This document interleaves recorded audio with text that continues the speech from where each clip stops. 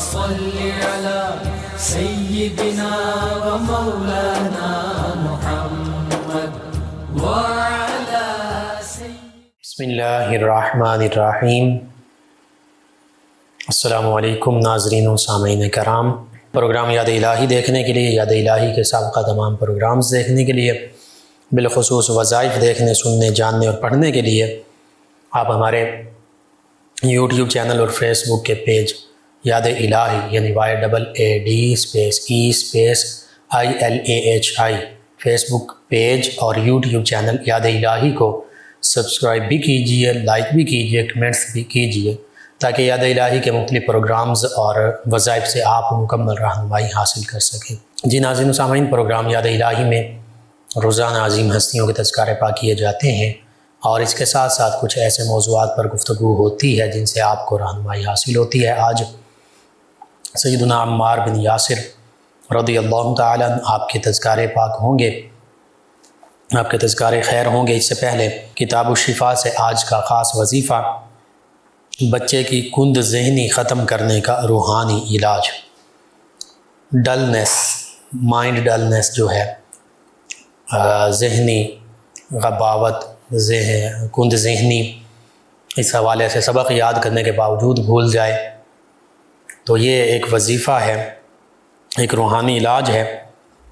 چاہے آپ کا بچہ اسکول میں پڑھتا ہے، مدرسے میں پڑھتا ہے، کالج میں، تو حتیٰ کہ اگر کسی بڑے کا حافظے کا مسئلہ، حافظہ کی کمی ہے، تو سب کے لیے جو شخص اللہ تعالیٰ کے اسم مبارک یا اللہ، یا اللہ، اللہ تعالیٰ کے اسم مبارک یا اللہ کو جو شخص صبح نہار منہ تازہ روٹی پکا کر اس پر 7 مرتبہ یا اللہ یا اللہ یا اللہ 7 مرتبہ لکھ کر کند ذہن بچے کو کھلائے، 7 دن یا 11 دن یا 21 دن، جتنی ضرورت ہے، جیسی ضرورت ہے اتنا عمل کرے، یعنی کم از کم 7 دن کرے یا 11 دن کر لے یا 21 دن کر لے، روزانہ روٹی پکا کر اس پر 7 مرتبہ انگلی کے ساتھ ہی یا اللہ لکھتا رہے، اور وہ روٹی پھر اس کند ذہن بچے کو کھلائی جائے بفضلہ تعالی، یعنی اللہ تعالیٰ کے فضل و کرم سے انشاءاللہ کند ذہن بچے کا ذہن کھل جائے گا، سبق بھی یاد ہوگا، اسے حافظہ بھی قوی ہو جائے گا۔ تو یہ بچوں کے لیے بالخصوص، اور بڑے بھی اگر کسی کے حافظہ کی کمی ہے، نسیان کا مسئلہ ہے، نسیان، بھولنے کی بیماری، تو ضرور وہ بھی کر سکتے ہیں۔ اللہ تعالیٰ کے اسم مبارک کی برکت سے انشاءاللہ اللہ سبحانہ و تعالیٰ حافظہ قوی فرما دے گا۔ تو یوں یہ وظیفہ، یہ روحانی علاج، اسی طرح ہر فرض نماز کے بعد 11 مرتبہ سر کے دائیں جانب دایاں ہاتھ رکھ کر یا قویو یا قویو یا قویو بھی پڑھ سکتے ہیں۔ یہ بھی جسمانی اور بالخصوص ذہنی قوت کے لیے، حافظہ کی قوت کے لیے مجرب عمل ہے۔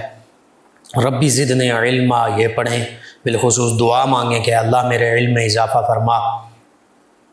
تو یہ 2-3 چیزیں ضرور آپ اپنے معمول میں شامل کیجئے، انشاءاللہ اللہ سبحانہ وتعالی نے چاہا تو ضرور بچے کی کند ذہنی جو ہے وہ فطانت اور ذہانت میں بدل جائے گی، حافظہ قوی ہو جائے گا۔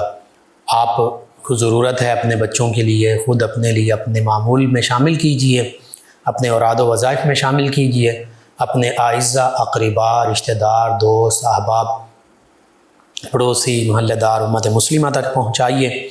میرے آپ کے، ہمارے بتانے سے ہمارے کسی بھی مسلمان بھائی، مسلمان بہن، کسی مسلمان فرد، فیملی، بچوں کا فائدہ ہوتا ہے انشاءاللہ۔ یہ ہمارے لیے دین و دنیا آخرت میں بھلائی، فائدہ، نجات اور شفا کا باعث ہوگا۔ اللہ سبحانہ و تعالی ہمیں آسانیاں عطا فرمائے، ہمیں آسانیاں بانٹنے والا بنائے، مشکلات سے ہماری حفاظت فرمائے، اور جو سلاب زدگان ہیں اللہ تعالی خاص ان پر اپنا فضل و کرم فرمائے، اس مشکل کی گھڑی سے انہیں نکالے اور ان کے لیے آسانیاں اللہ سبحانہ و تعالی فرما دے، آمین۔ جی ناظرین و سامعین، آپ سماعت فرما رہے ہیں ویو FM 96.6 کا یہ پروگرام یاد الہی۔ سیدنا عمار بن یاسر رضی اللہ تعالیٰ عنہ صحابہ کرام علیہم رضوان میں ایک عظیم ہستی، شہادت کا شرف بھی پایا، اور سب سے بڑا شرف نبی کریم صلی اللہ علیہ وآلہ وسلم کی براہ راست زیارت پانے کا شرف حاصل کیا۔ آقا کریم صلی اللہ علیہ وآلہ وصحبہ وبارک وسلم کی بارگاہ اقدس میں مکۃ المکرمہ میں بھی حاضر رہے، مدینہ طیبہ میں بھی حاضر رہے، پھر چاروں خلفائے راشدین کے عہد مبارکہ میں ان کے ساتھ رہے، ان کے دست مبارکہ پر بیعت کی، اور ان کے ساتھ تمام مہمات، تمام معاملات میں شامل رہے۔ بالآخر شہادت کا بلند مقام پایا۔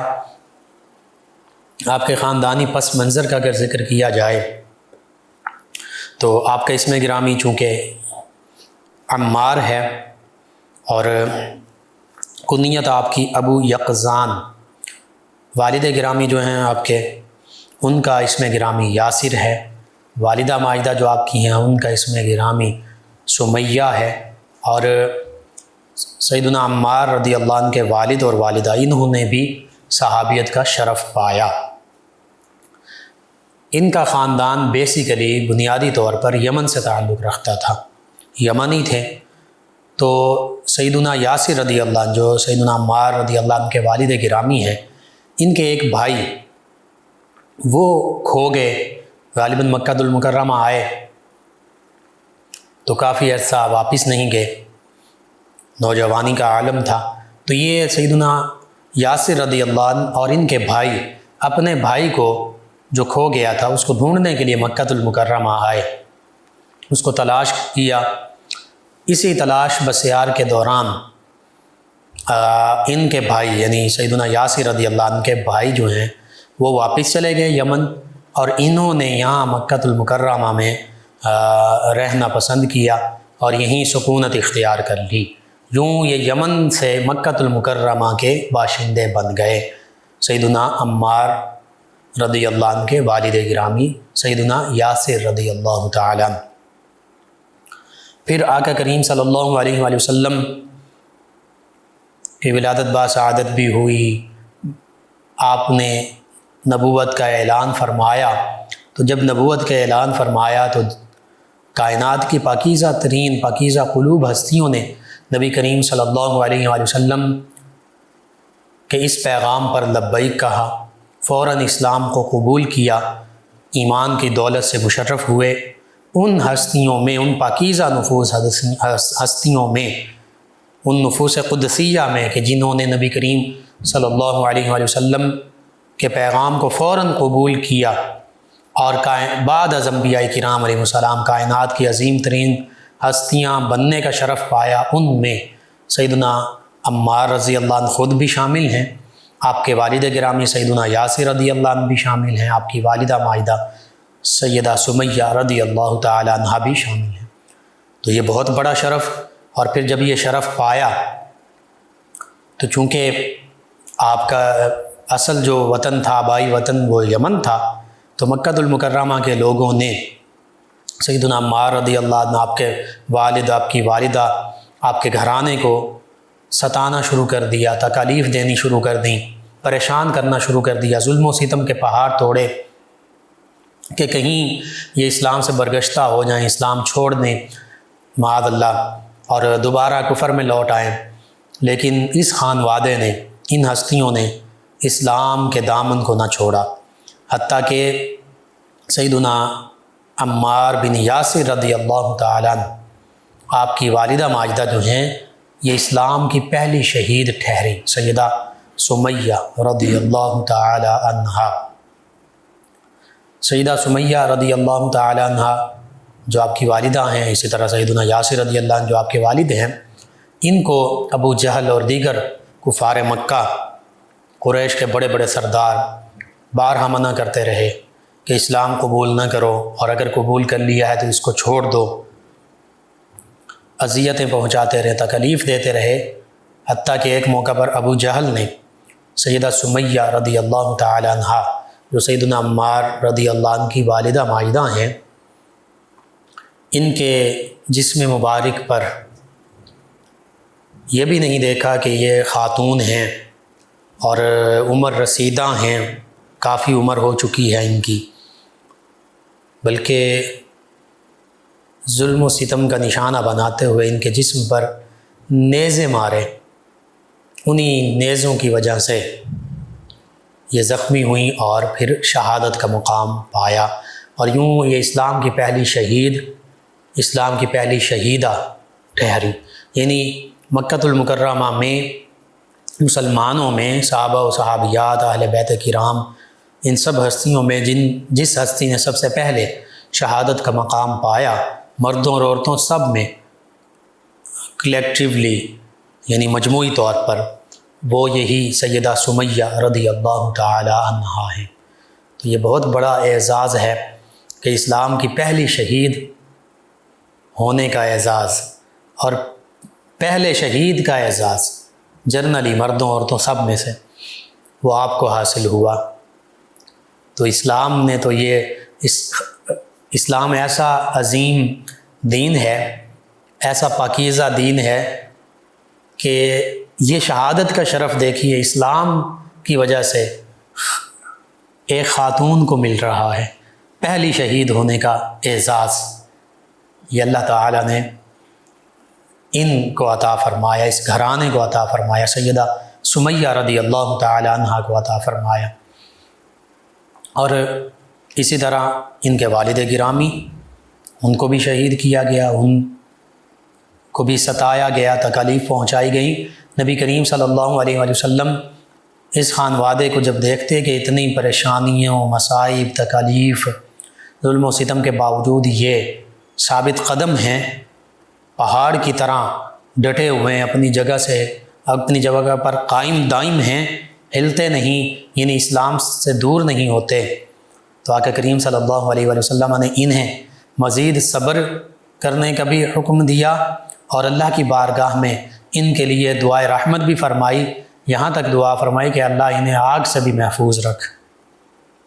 تو حقیقت یہ ہے، تمام صحابہ کرام علیہم رضوان، تمام صحابیات رضی اللہ عنہن، یہ سبھی آگ سے دور ہیں۔ آقا کریم صلی اللہ علیہ وآلہ وسلم کے کئی فرامین مبارکہ، بالخصوص وہ کہ جس نے میری ایمان کی حالت میں زیارت کی اور میری زیارت کرنے والوں کی زیارت کی، فرمایا انہیں کبھی جہنم کی آگ نہیں چھوئے گی۔ اور قرآن مجید فرقان حمید میں اللہ کا وعدہ موجود ہے، وَكُلًّا وَعَدَ اللَّهُ الْحُسْنَى، اللہ فرماتا ہے بے شک ان تمام صحابہ و صحابیات علیہم رضوان سے اللہ نے جنت کا وعدہ فرما لیا ہے۔ ان سب کے لیے جنتیں ہیں، وہ جنتیں جن کے نیچے نہریں بہتی ہیں، جو جنت کے باغات ہیں، وہاں یہ ہمیشہ ہمیشہ رہیں گے یہ ہستیاں۔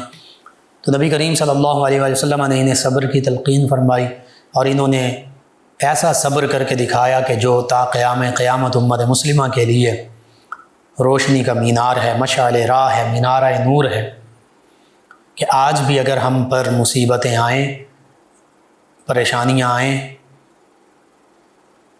تو پھر ہمیں ان عظیم ہستیوں کو دیکھنا چاہیے، ان کے اسوہ کو، ان کے مبارک کردار کو سامنے رکھتے ہوئے ہمیں بھی صبر کرنا چاہیے۔ ہم تو اتنے پست ہمت واقع ہوئے ہیں کہ تھوڑا سا کچھ معاملہ ہوتا ہے، کوئی تھوڑی سی چھوٹی سی آزمائش آتی ہے تو ہم واویلا شروع کر دیتے ہیں، ہم جزا فضا شروع کر دیتے ہیں، شور مچانا، اللہ کی بارگاہ میں شکوہ شکایت شروع کر دیتے ہیں۔ قربان جائیں ان صحابہ کرام، صحابیات کرام علیہم رضوان پر کہ جنہوں نے اپنی جانیں قربان کر دیں، لیکن اللہ سبحانہ و تعالیٰ کی بارگاہ میں کسی قسم کا کوئی شکوہ شکایت پیش نہیں کیا، بلکہ صبر کے ساتھ، استقامت کے ساتھ اسلام کے پیغام پر ڈٹے رہے، جو حق کا پیغام ہے، اور اسی حق کی خاطر اپنی جانیں آفرین کے سپرد کر دی، اللہ کی بارگاہ میں حاضر ہو گئے۔ یہ بہت بلند مقام و مرتبہ ہے۔ مکہ المکرمہ میں جب صحابہ کرام علیہم رضوان پر ظلم و ستم بڑھا، نبی کریم صلی اللہ علیہ وآلہ وسلم نے صحابہ کرام علیہم رضوان کو حبشہ کی جانب ہجرت کرنے کا حکم دیا، اور فرمایا کہ تم حبشہ کی طرف ہجرت کر جاؤ، وہاں کا بادشاہ جو ہے نجاشی، وہ رحم دل ہے، تو وہاں پر تمہیں سکون مل جائے گا، صحابہ کرام پہلے تھوڑی تعداد میں حبشہ کی جانب تشریف لے گئے، پھر دوسری ہجرت حبشہ میں 85 تک صحابہ و صحابیات رضوان اللہ علیہ مجمعین تشریف لے گئے۔ افواہ بھی پھیلائی گئی کہ مکہ کے تمام لوگ مسلمان ہو گئے ہیں، تو صحابہ کرام جو ہیں وہ واپس تشریف لائے۔ پھر ظلم و ستم کفار مکہ نے شروع کر دیا، تو ہجرت حبشہ فرمانے والوں میں سیدنا عمار بن یاسر رضی اللہ عنہ بھی شامل تھے۔ پھر دوبارہ انہوں نے مدینہ طیبہ کی جانب بھی ہجرت فرمائی، اور جب مدینہ طیبہ ہجرت فرمائی تو پھر اس کے بعد آقا کریم صلی اللہ علیہ وآلہ وسلم کے ساتھ ہر مرحلے پر موجود رہے، تمام غزوات میں نبی رحمت صلی اللہ علیہ وآلہ وسلم کے ساتھ موجود رہے۔ غزوہ بدر، احد، خندق، خیبر، غزوہ موتا، تمام غزوات میں نبی کریم صلی اللہ علیہ وآلہ وسلم کی معیت اور رفاقت اختیار کی، جانثاری کا، شجاعت کا، جرت کا، بہادری کا مظاہرہ کیا۔ اور پھر سیدنا عمار بن یاسر رضی اللہ تعالی عنہ، جب ہم ان کے حوالے سے دیکھتے ہیں تو صلح حدیبیہ میں بھی یہ شامل تھے۔ 1400 صحابہ کرام علیہم رضوان کہ جنہوں نے نبی کریم صلی اللہ علیہ وآلہ وسلم کے ساتھ عمرہ کا احرام باندھ کر مکہ المکرمہ کی طرف رخت سفر باندھا، لیکن مکہ المکرمہ سے تھوڑا سا پہلے حدیبیہ کے مقام پر آپ رکے۔ کفار مکہ کی جانب سے ان کا نمائندہ آیا اور انہوں نے کہا کہ ہم مکہ المکرمہ آپ کو نہیں داخل ہونے دیں گے۔ نبی کریم صلی اللہ علیہ وآلہ وسلم نے یہاں تک فرما دیا کہ ہم جنگ کے ارادے سے نہیں آئے، ہم تو عمرہ کرنے کے لیے آئے ہیں۔ سیدنا عثمان ذو النورین رضی اللہ عنہ کو اپنا نمائندہ، اپنا سفیر، ایمبیسڈر بنا کر مکہ المکرمہ روانہ کیا، تو مکہ کے لوگوں نے کہا کہ آپ طواف کعبہ کر لیجئے، آپ عمرہ کر لیجئے، لیکن محمد صلی اللہ علیہ وآلہ وسلم اور ان کے ساتھ ہی عمرہ نہیں کر سکتے۔ پھر ایک معاہدہ طے پایا، اس کے مطابق انہوں نے کہا کہ اس سال ہم عمرہ نہیں کرنے دیں گے، ہاں اگلے سال محمد صلی اللہ علیہ وآلہ وسلم اور ان کے ساتھ ہی آئیں تو پھر ان کو عمرے کی اجازت ہے۔ اس دوران سیدنا عثمان ذو النورین رضی اللہ عنہ کی شہادت کی جھوٹی خبر بھی اڑائی گئی، اور اس موقع پر پھر نبی کریم صلی اللہ علیہ وآلہ وسلم نے حدیبیہ کے مقام پر بیعت رضوان بھی فرمائی، یعنی صحابہ کرام علیہ رضوان سے اس بات پر بیعت لی کہ اگر ہم کفار مکہ سے لڑیں تو پھر اپنی جانیں تک قربان کر دیں گے، یعنی موت پر صحابہ کرام علیہ رضوان نے نبی کریم صلی اللہ علیہ وآلہ وسلم کے دست مبارکہ پر بیعت کی۔ اگرچہ جنگ کی تیاری نہیں تھی، اسلحہ پاس نہیں ہے، ہتھیار نہیں ہیں، لیکن پھر بھی موت پر صحابہ کرام علیہ رضوان نبی کریم صلی اللہ علیہ وآلہ وسلم کے دست مبارکہ پر بیعت کر رہے ہیں۔ یہ عالم تھا صحابہ کرام علیہ رضوان کے جذبہ جہاد، شوق شہادت کا، اور نبی رحمت صلی اللہ علیہ وآلہ وسلم کا مسلمانوں کے دفاع کے لیے، اسلام کے دفاع کے لیے۔ سیدنا عثمان ذو النورین رضی اللہ عنہ کی شہادت کا پتہ چلا تو اس لیے بیعت لی، اور ساتھ یہ بھی فرمایا آخر میں آقا کریم صلی اللہ علیہ وآلہ وسلم نے اپنا دست مبارکہ اوپر رکھ کے فرمایا کہ یہ عثمان کا ہاتھ ہے، ہاتھ ہی ید عثمان۔ اور اللہ تعالیٰ نے اس بیعت کے بارے میں فرمایا ان الذین یبایعونک انما یبایعون اللہ، کہ بے شک اے نبی صلی اللہ علیہ وآلہ وسلم یہ صحابہ کرام، یہ آپ کے جانثار جو آپ کے دست مبارکہ پر بیعت کر رہے ہیں، حقیقت میں یہ اللہ تعالیٰ کے دست قدرت پر بیعت کر رہے ہیں، جیسا کہ اس کی شان کے لائق ہے، حالانکہ اللہ سبحانہ وتعالی جسم سے پاک ہے۔ اور پھر فرمایا ید اللہ فوق ایدیہم، سب سے اوپر تو اللہ تعالیٰ کا دست قدرت ہے، جیسا اللہ کی شان کے لائق ہے۔ یعنی نبی کریم صلی اللہ علیہ وآلہ وسلم اپنے دست مبارکہ کو سیدنا عثمان رضی اللہ عنہ کا ہاتھ فرما رہے ہیں، اور اللہ تعالیٰ اسی دست مبارکہ کو، نبی کریم صلی اللہ علیہ وآلہ وسلم کے دست مبارکہ کو اپنا دست قدرت فرما رہا ہے۔ کیسی شان ہے صحابہ کرام کی، سیدنا عثمان کی اور نبی رحمت صلی اللہ علیہ وآلہ وسلم کی، کہ اللہ تعالیٰ ان کے مبارک ہاتھوں کو اپنا دست قدرت فرماتا ہے، جیسا کہ اس کی شان کا لائق ہے۔ یعنی ان کی بیعت در حقیقت اللہ کے ساتھ بیعت ہے، اور نبی صلی اللہ علیہ وآلہ وسلم کی اطاعت اللہ کی اطاعت، نبی صلی اللہ علیہ وآلہ وسلم کی محبت اللہ کی محبت۔ قرآن مجید فرقان حمید میں تفصیل کے ساتھ موجود ہے۔ نبی کریم صلی اللہ علیہ وآلہ وسلم کی پیروی کرنا نبی اللہ کی پیروی کرنا ہے۔ نبی کریم صلی اللہ علیہ وآلہ وسلم اپنے خواہش سے کچھ ارشاد ہی نہیں فرماتے، وہی فرماتے ہیں جو اللہ سبحانہ و تعالیٰ آپ کی طرف وحی فرماتا ہے۔ تو یوں نبی کریم صلی اللہ علیہ وآلہ وسلم کی شان تو وراء الورا، اللہ تعالیٰ کی تمام مخلوقات میں سب سے افضل والا برتر و بالا میرے آپ کے ہم سب کے آقا و مولا صلی اللہ علیہ وآلہ وسلم، حتیٰ کہ تمام انبیاء و مرسلین علیہم الصلاۃ و تسلیم، جن کی شان وراء الورا ہیں اس کائنات میں، تمام مخلوقات میں انبیاء کرام مرسلین اعظام یہ سب سے بڑی شان والے ہیں، اور ان کے بھی سردار میرے آپ کے ہم سب کے آقا و مولا صلی اللہ علیہ وآلہ وسلم، اور بعد از انبیاء کرام مرسلین اعظام علیہ السلام عظمت رفعت اور شان والی ہستیاں وہ تمام کے تمام صحابہ کرام علیہم رضوان ہیں، جو ہر موقع پر نبی کریم صلی اللہ علیہ وآلہ وسلم کے ساتھ ہیں، جانثاری کا مظاہرہ کر رہے ہیں۔ اس صلح حدیبیہ میں، اس بیعت رضوان میں سیدنا عمار بن یاسر رضی اللہ عنہ بھی شامل تھے۔ آپ نے بھی نبی کریم صلی اللہ علیہ وآلہ وسلم کے دست مبارکہ پر موت کی بیعت کی کہ ہم اپنی جانیں قربان کر دیں گے، اے نبی صلی اللہ علیہ وآلہ وسلم، ہم آپ کا ساتھ دینے سے پیچھے نہیں ہٹیں گے، ہم جہاد سے پیچھے نہیں ہٹیں گے، ہم اپنے سر اللہ کی بارگاہ میں پیش کرنے سے پیچھے نہیں ہٹیں گے۔ یہ جذبہ جہاد تھا، یہ جذبہ شوق شہادت تھا، یہ مسلمانوں کے دفاع کا جذبہ، یہ اسلامی ریاست کے دفاع کا جذبہ تھا کہ اسلام سربلند تھا، مسلمان سربلند تھے، مسلمانوں کا رعب، دبدبہ، ہیبت، دھاک تمام عالم کفر پر بیٹھی ہوئی تھی۔ لیکن آج المیہ، آج اس کے برعکس معاملہ ہے۔ آج مسلمان موت سے ڈرتے ہیں، آج مسلمان جہاد سے ڈرتے ہیں، آج مسلمان شہید ہونے سے ڈرتا ہے، آج مسلمان میدان جہاد میں جانے سے ڈرتا ہے۔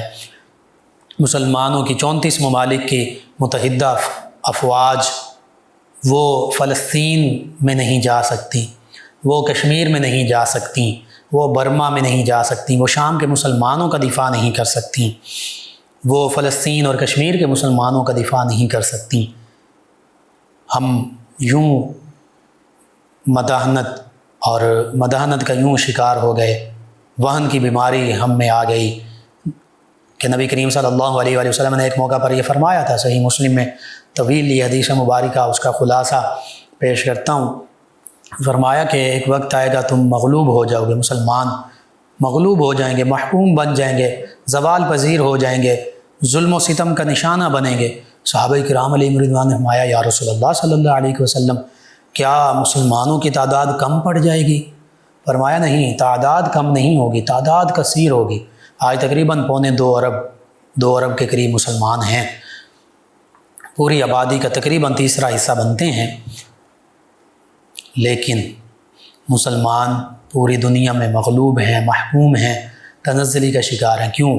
صحابہ کرام علیہ رضوان نے پوچھا کہ کیوں مغلوب ہوں گے یا رسول اللہ صلی اللہ علیہ وسلم؟ نبی کریم صلی اللہ علیہ وسلم آیا وہن کی بیماری کا شکار ہو جائیں گے۔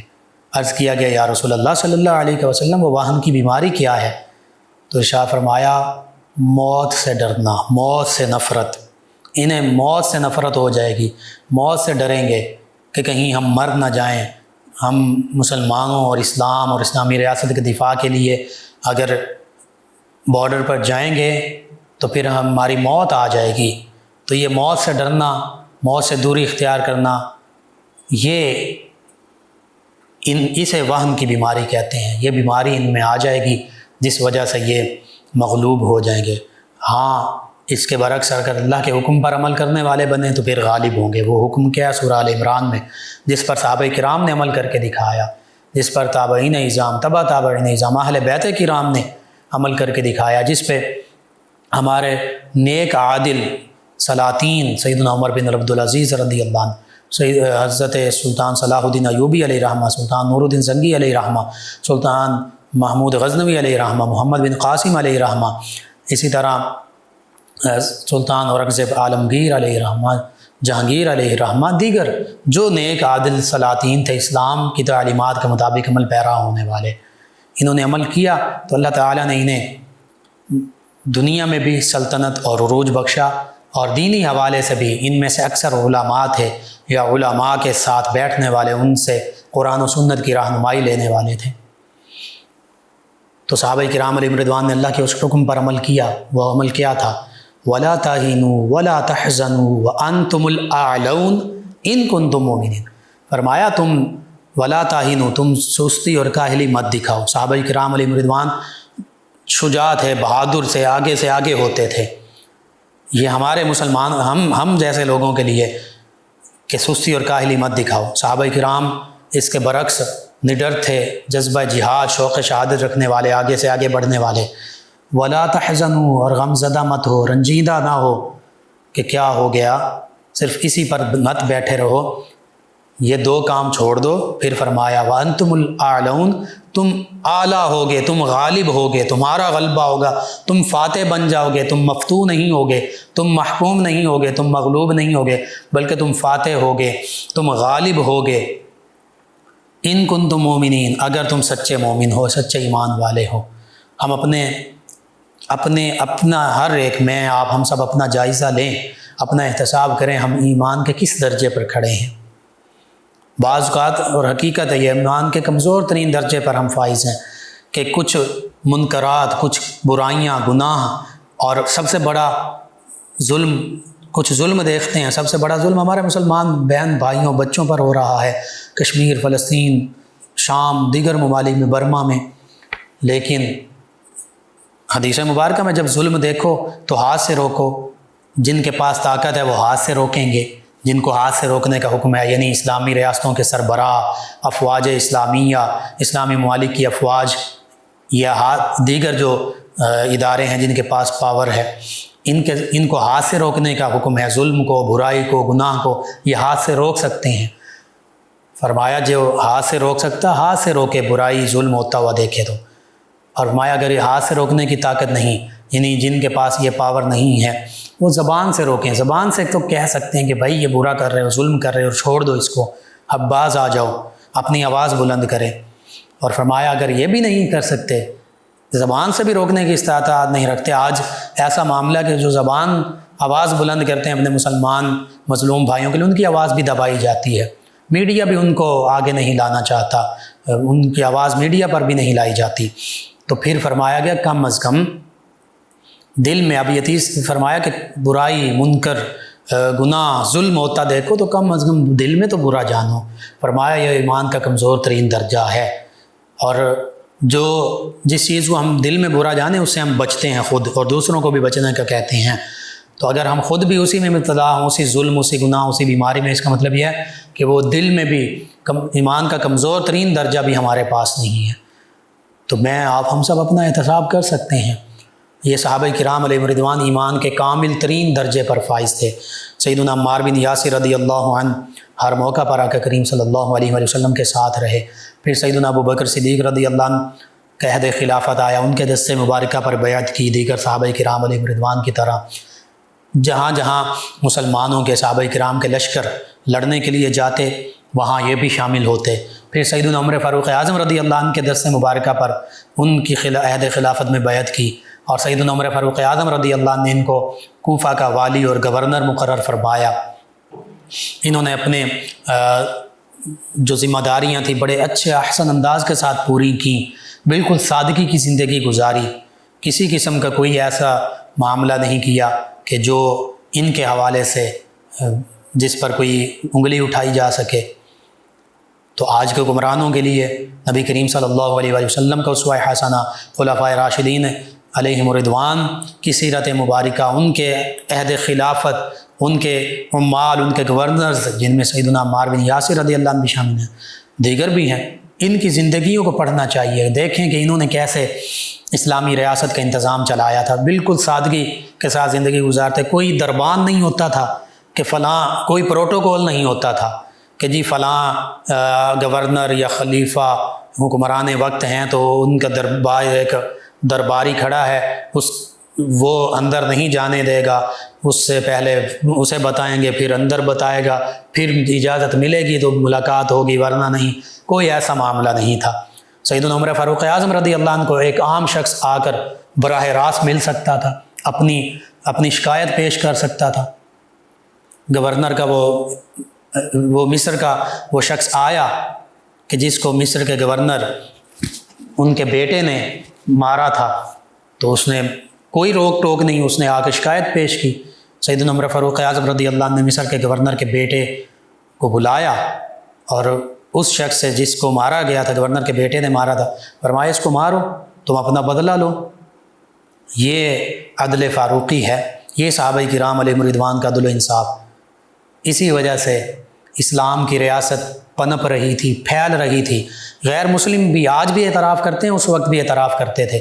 خیبر کے یہودیوں نے اعتراف کیا، نصارہ نے اعتراف کیا، فلسطین کے عیسائیوں نے اعتراف کیا کہ مسلمان جو ہیں یعنی صحابہ کرام علیہم رضوان، نبی رحمت صلی اللہ علیہ وآلہ وسلم، ان کا اعتراف کر رہے ہیں کہ یہ عدل کرنے والے، انصاف کرنے والے ہیں، ظلم نہیں کرنے والے۔ اگرچہ فلسطین فتح ہو گیا لیکن پھر بھی عیسائی وہ خوش ہیں سیدنا عمر فاروق اعظم رضی اللہ عنہ سے۔ انہوں نے خود درخواست کر کے سیدنا عمر فاروق اعظم رضی اللہ عنہ کو بلوایا تھا فلسطین میں، بیت المقدس میں۔ انہوں نے یہاں تک کہا کہ ہماری تو کتابوں میں لکھا ہوا ہے کہ عمر فاروق اعظم، عمر نام کی ہستی آئیں گی تو یہ ہم ان کو پیش کر دیں گے۔ بغیر خون خرابہ کے فلسطین، بیت المقدس فتح ہو گیا، مکہ فتح ہو گیا۔ غزوات وہیں، جنگیں وہیں پیش آئیں جہاں ان لوگوں نے، انسانیت دشمن غیر مسلموں نے جو تھے، جنہوں نے تلواریں اٹھائیں، انہوں نے جب تلواریں اٹھائیں تو پھر اسلام کے دفاع کی خاطر، مسلمانوں کے دفاع کی خاطر، اسلامی ریاست کی دفاع کی خاطر صحابہ کرام آگے سے آگے رہے۔ سیدنا عمار بن یاسر رضی اللہ عنہ سیدنا عمر فاروق اعظم رضی اللہ عنہ کے عہد مبارکہ میں کوفہ کے والی اور گورنر رہے۔ پھر سیدنا عثمان ذو النورین رضی اللہ عنہ کے عہد مبارکہ میں ان کے ساتھ رہے، ان کے دست مبارکہ پر بیعت کی، ان کی شہادت ہوئی، مظلوم انہیں ظالمانہ طور پر انہیں شہید کیا گیا۔ تو اس کے بعد سیدنا علی المرتضیٰ کرم اللہ وجہ الکریم چوتھے خلیفہ راشد بنے، تو پھر ان کے دست مبارکہ پر سیدنا عمار بن یاسر رضی اللہ عنہ نے بیعت کی، اور پھر جو ان کی طرف سے ذمہ داریاں آپ کو سونپی گئیں ان میں ساتھ رہے، حتیٰ کہ جنگ صفین میں 37 ہجری میں سیدنا علی المرتضیٰ کرم اللہ وجہ الکریم کا ساتھ دیا، اور ان کی طرف سے لڑتے لڑتے جنگ صفین میں آپ نے شہادت کا بلند مقام پایا، اور نبی رحمت صلی اللہ علیہ وآلہ وسلم نے ان کی شہادت کی خبر اپنی ظاہری حیات مبارکہ میں انہیں ارشاد فرما دی تھی۔ پھر سیدنا علی المرتضیٰ کرم اللہ تعالی وجہ الکریم نے خود ان کی تجہیز و تکفین میں حصہ لیا، ان کی تدفین خود فرمائی، نماز جنازہ ان پر پڑھا اور ان کی تدفین کی گئی۔ تو بہرحال نبی کریم صلی اللہ علیہ وآلہ وسلم کے تمام صحابہ کرام علیہم رضوان یہ عظمت، رفعت اور شان والے، چونکہ انہیں نبی کریم صلی اللہ علیہ وآلہ وسلم سے قریبی نسبت اور رفاقت حاصل ہے، انہی میں سیدنا عمار بن یاسر رضی اللہ تعالی عنہ بھی شامل ہیں، اور یہ بھی السابقون الاولون من المہاجرین میں شامل ہیں، یعنی ان مہاجر صحابہ کرام علیہم رضوان میں شامل ہیں جنہوں نے سب سے پہلے سب سے سبقت اختیار کرتے ہوئے مکہ المکرمہ میں اسلام قبول کیا، اور شام میں ہی آپ کا مزار مبارکہ جو ہے یہ موجود ہے۔ لوگ وہاں حاضر ہوتے ہیں اور فیوز و برکات پاتے ہیں۔ اللہ سبحانہ و تعالیٰ سے یہ دعا ہے، اللہ تعالیٰ ہمیں بھی نبی کریم صلی اللہ علیہ وآلہ وسلم، آپ کے تمام صحابہ کرام، تمام اہل بیت کرام اور تمام صلحاء امت، ان کے نقش قدم پر چلنے کی توفیق عطا فرمائے، آمین۔ اللہم صلی علی سیدنا و مولانا محمد وعلی سیدنا۔ آپ سماعت فرما رہے ہیں پروگرام یاد الہی۔ ناظرین سامعین، اس دوران ہمیں جوائن کیا ہے ہمارے لسنر ہیں وجیحہ صاحبہ، کہتی ہیں لقمان بھائی السلام علیکم۔ جی وعلیکم السلام۔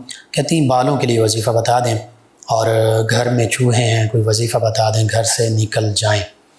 جی میں عرض کرتا ہوں، بالوں کے لیے علاج بھی ضروری ہے، اور اس کے ساتھ وظیفہ یا سلام، یہ ہر قسم کی سلامتی کے لیے، اعضائے جسمانی کی سلامتی کے لیے، اور اس کے ساتھ جو ضروری ریکمینڈڈ میڈیسن یا جو کچھ بھی ہے وہ بھی کیجیے۔ دوسرا، چوہوں کے لیے سلام علی نوح فی العالمین، سلام علی نوح فی العالمین، سورۃ صافات 23واں پارہ، یاسین کے بعد، سورہ یاسین کے بعد یہ صورت ہے، سورۃ الصافات 23واں پارہ ہے، اور آیت مبارکہ 79 یہ کاغذ پر لکھ کر آپ 7 مرتبہ لکھ لیں تو یہ گھر میں لٹکا دیں اور یہ پڑھتے بھی رہیں، انشاءاللہ اللہ تعالیٰ بہتری فرمائے گا، موذی جانور کیڑے مکوڑے خود ہی گھر سے نکل جائیں گے۔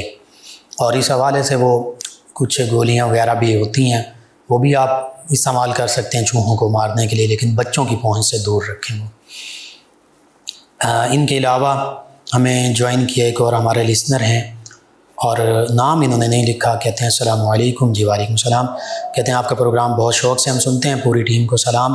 انہوں نے کہا میرا مسئلہ یہ کہ میرا بیٹا 2 سال کا ہے اور گردن ابھی تک نہیں سنبھالتا، کھڑا بھی نہیں ہوتا، بیٹھتا بھی نہیں، میڈیسن بھی دے رہے ہیں، بہت پریشان رہتی ہوں، کوئی خاص وظیفہ بتا دیں۔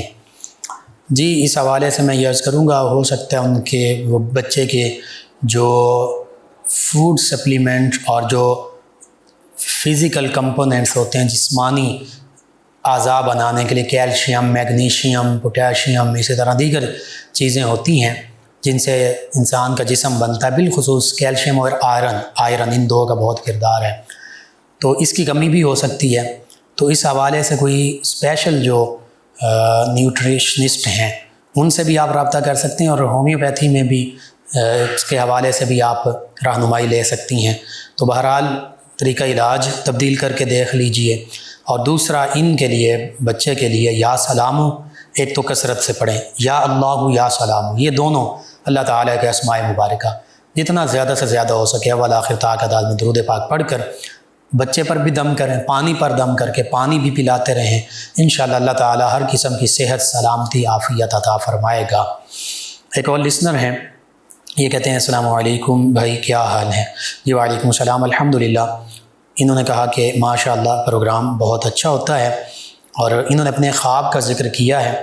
جی آپ کا یہ خواب مبارک ہے، کوئی پریشانی کی ضرورت نہیں، انشاءاللہ اللہ تعالیٰ کی طرف سے آپ کے لیے برکتیں ہی برکتیں ہوں گی۔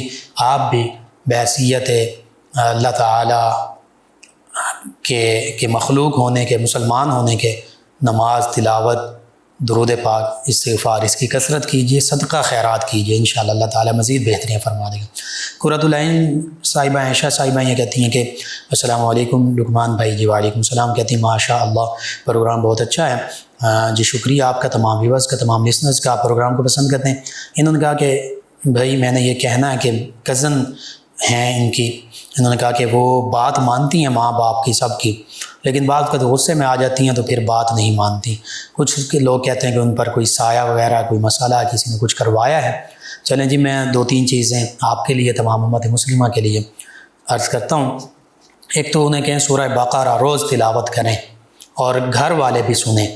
گھر میں تلاوت آڈیو بھی لگائی جا سکتی ہے، اس کو خاموشی سے سنا جائے، اور خود بھی تلاوت کی جائے۔ جب وہ سن رہے ہوں تو پھر تلاوت نہ کی جائے، اگر پھر پڑھنا بھی ہے تو دل میں آہستہ آہستہ پڑھیں، خود بھی پڑھیں۔ یہ حدیث مبارکہ کے مطابق گھر سے بے برکتی یا سیب جو کچھ بھی ہے اس کے ختم کرنے کا ایک بڑا ذریعہ سورہ بقرہ کی تلاوت۔ اس کے بعد صبح اور شام 7 مرتبہ سورہ فاتحہ، آیت الکرسی اور 4 قل پڑھیں، اول آخر تا اعداد میں درود پاک پڑھیں۔ اپنے ہاتھوں پر دم کر کے پورے جسم پر پھیر لیں، اور اپنے اوپر بھی دم کر لیں، پانی پر دم کر کے پانی پیتے رہیں، سورہ بقرہ جو پڑھی ہے وہ بھی پانی پر دم کر دیں۔ تو یہ 2 عمل لازمی کریں، انشاءاللہ اللہ تعالیٰ بہتری فرمائے گا۔ اور اس کے ساتھ ساتھ سلام علی نوح فی العالمین، اس کو بھی پڑھ کر دم بھی کر سکتے ہیں، اور کثرت سے پڑھتے رہیں۔ یہ ہر قسم کے جنات، آسے وغیرہ، جادو وغیرہ سے بچنے کا سادہ سا، آسان سا ذریعہ سورہ صافات کی آیت مبارکہ 79 سلام علی نوح فی العالمین، اس کو کثرت سے پڑھیں۔ مقدس صاحبہ فیصل آباد سے کہتی ہیں کہ گھر میں رشتوں کی وجہ سے لڑائی جھگڑا رہتا ہے، پریشانی ہے، کچھ ہدایت کر دیں۔ جی ایک تو سبھی گھر والے باوضو رہا کریں، نماز، تلاوت اس کی پابندی کریں، اور اس کے ساتھ ساتھ یا ودود سبھی پڑھتے رہیں، بالخصوص کوئی نہ کوئی ایک شخص گھر میں سے یا ودود یا رؤوف یا رحیم 1001 مرتبہ پڑھ کر اول آخر تا اعداد میں درود پاک، کھانے پینے کی چیزوں پر دم کر دے، اور سبھی کھائیں پئیں، وہ انشاءاللہ آپس میں محبت الفت ہوگی۔ شادی کے لیے وظیفہ پوچھا ایک لسنر، انہوں نے نام نہیں لکھا، جی سورہ اخلاص 90 دن تک روزانہ رات کو 41 مرتبہ پڑھیں اول آخر تعداد میں درود پاک کے ساتھ، اور دعا بھی مانگیں۔ مدثر صاحب ہیں فیصل آباد سے، کہتے ہیں سیدنا خالد بن ولید رضی اللہ عنہ کی زندگی کے بارے میں ایک اچھا سا پورا پروگرام کر دیں۔ جی بالکل کریں گے، جب ان کا یوم وصال آئے گا تو ہم کرتے ہیں انشاءاللہ، پھر بھی کریں گے، آپ سماعت کرتے رہیں، انشاءاللہ ان کا پروگرام ہم کریں گے ان کے حوالے سے۔ آپ تمام ویورز لسنرز کا شکریہ، آپ ہمیں جوائن کرتے ہیں، پروگرام یاد الہی میں شامل ہوتے ہیں، اپنے فیڈ بیک سے آگاہ کرتے ہیں۔ ناظرین و سامعین، پروگرام یاد الہی کا وقت ختم ہو جاتا ہے، انشاءاللہ کل صبح دوبارہ آپ سے ملاقات ہوگی۔ پروگرام یاد الہی میں اپنے میزبان محمد لقمان رضا اور ہماری ٹیم کو اجازت دیجیے۔ اللہ نگہبان۔ اللهم صل على سيدنا ومولانا